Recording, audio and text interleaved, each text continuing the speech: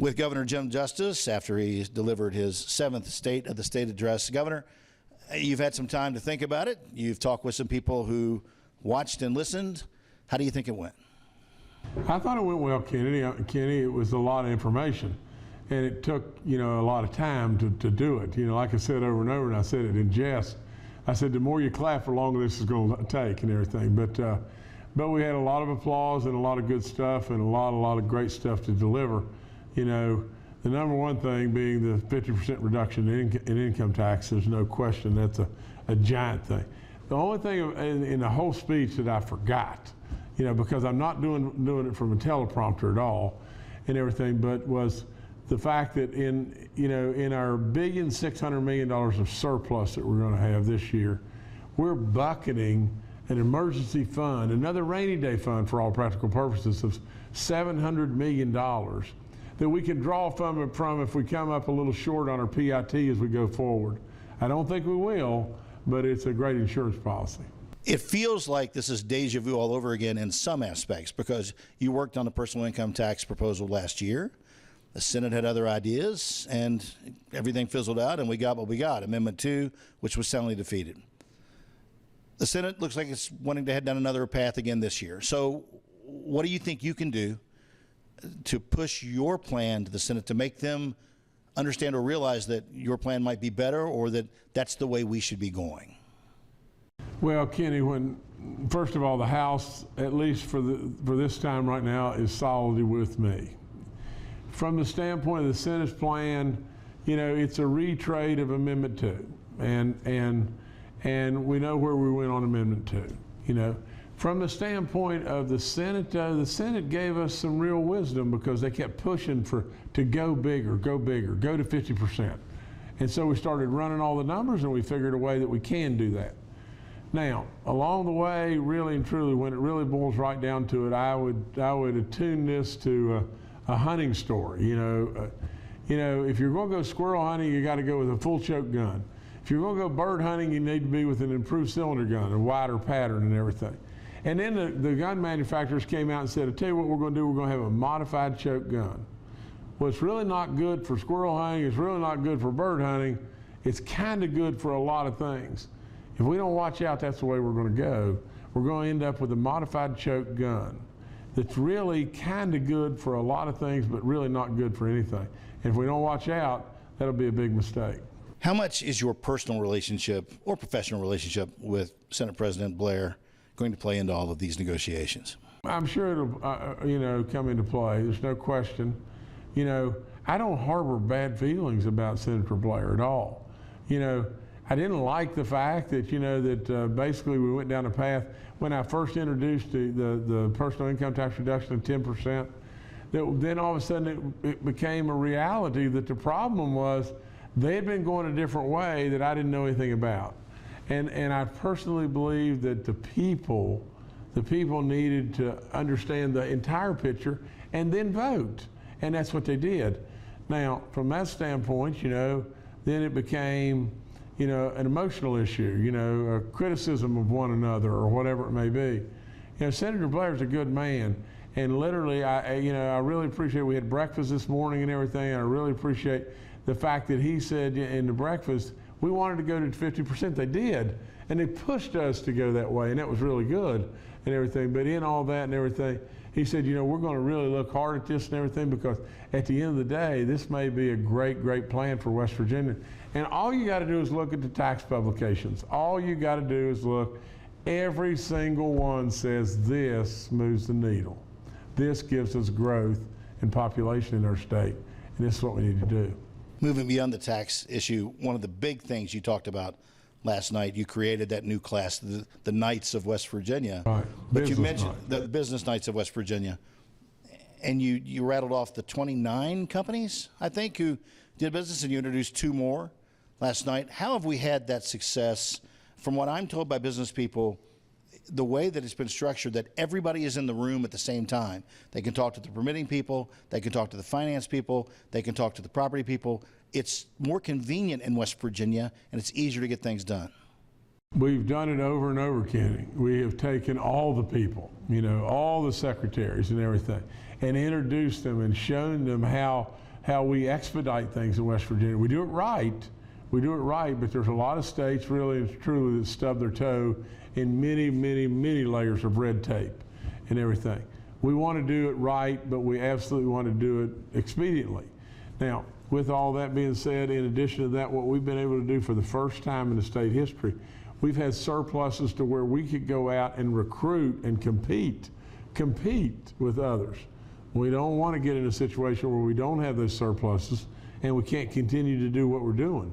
You know, that's why I introduced last night, you know, with the ARPA money, that we put $500 million of that money, $677 million, it's just parked over there. We haven't touched it and everything. Put $500 million of it over into the economic development bucket. Take $177 million and put it over into, and let Ann Erling work all the Fed programs and matching dollars in every way to be able to do more and more and more water and sewer projects. But literally that keeps us moving and going. You see, I'm a business guy, Kenny, I'm a numbers guy, but from the standpoint of the PIT, we got a $700 million insurance policy sitting in a bucket. From the standpoint of economic development, we got $500 million sitting in a bucket, and we got $177 million that's sitting in the water and sewer buckets and everything.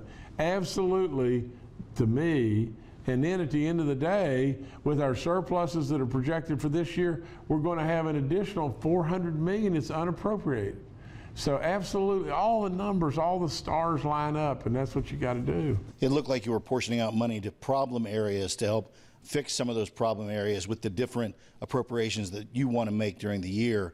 The two biggest challenges that you think we're facing this year, roads and transportation, we're on that already. The nursing situation, that's a policy that's already in place and the programs are going. But DHHR remains, and the fentanyl problem with the drug epidemic, those remain. Are those the two biggest problems or biggest hurdles that you see this year that we really need to get figured out? Well, we got a lot of hurdles within education too, that we need to make things better for our kids and make things better in our classrooms. Now, I'm a real believer in public education. We need choice, and I'm a real believer in that as well. But absolutely, with all in me, we need, and there's big time challenges, and I would tell you that our teachers and our service personnel and those folks are doing a lot of great work that they get not noticed for a lot of times. But we can do better, and that's all there is to it, and we got to do better. Our children are at stake, and we got to do better. You know, now, as far as DHHR, Kenny, I couldn't have said it any better, I don't think, last night than said, I'm for everybody bringing their views and their ideas on how we make things better. This didn't get this way on my watch. This has been here for a long time. We got real need with our foster kids and on and on and on. You know, and our CPS workers and you know, child protective workers. I mean, absolutely, there's so many things that we need to do to make it better. And if we break, you know, DHHR up and whatever, and maybe that's a better way to go, maybe it's not. We've got some superstars that are guiding us right now, and we absolutely should listen to our superstars, you know, and Clay Marsh and General Hoyer and those folks and everything, you know, Dr. Coben. But with all that being said, you know, DHHR is a hot button right now. There's been a lot of good work done in DHHR by a lot of good people, and we don't need to forget that, but we can make it better. And the last thing you mentioned is the drugs. It is an ongoing problem, and it can cannibalize us if we don't watch out. We have made inroads, but with what's going on with the border and the federal government today, the floodgates are open, and I absolutely don't know what in the world we can do to stop the flow that's coming. Close it out with a couple of quick things. You mentioned these guys last night. You mentioned them again here in this interview. Where would the state be without Hoyer and Marsh? It'd be a world that would be a lot more incomplete than it is today. You know, they have done amazing work. That's all there is to it. And they're really good, loyal servants. And they're loyal servants not to me, but to the state. They've done it for nothing. And literally, they just want things better. They are real superstars. They're brilliant beyond belief. They understand, and they get it. They just get it. They're just not smart with an idea like a rocket scientist would be that doesn't have any common sense. They get it. They really get it. I'll close it out with this. You brought it up. We do a series of stories called Crisis in the Classroom, where we look at various aspects, and I've been on that recently, and what strikes me is how little control and oversight the state actually has. While people talk about local control of education, which is generally a good thing, unless your local control is terrible. And we've seen some instances of that. Logan County has had a rough patch.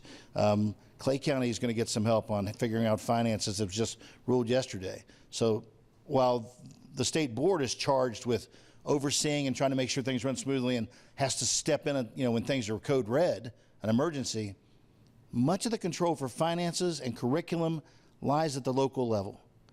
Do we need a little bit more state oversight, or are you okay with just maybe improving what's going on in some of our problem areas locally? Well, I led off by saying this, and you've got to hear me out on this, is that there's a lot of good going on in our schools right now. I mean, really and truly, if I'm there in the schools all the time being a coach, and I can vouch for a lot of good going on. With all that being said, I am absolutely a believer that the local folks know best.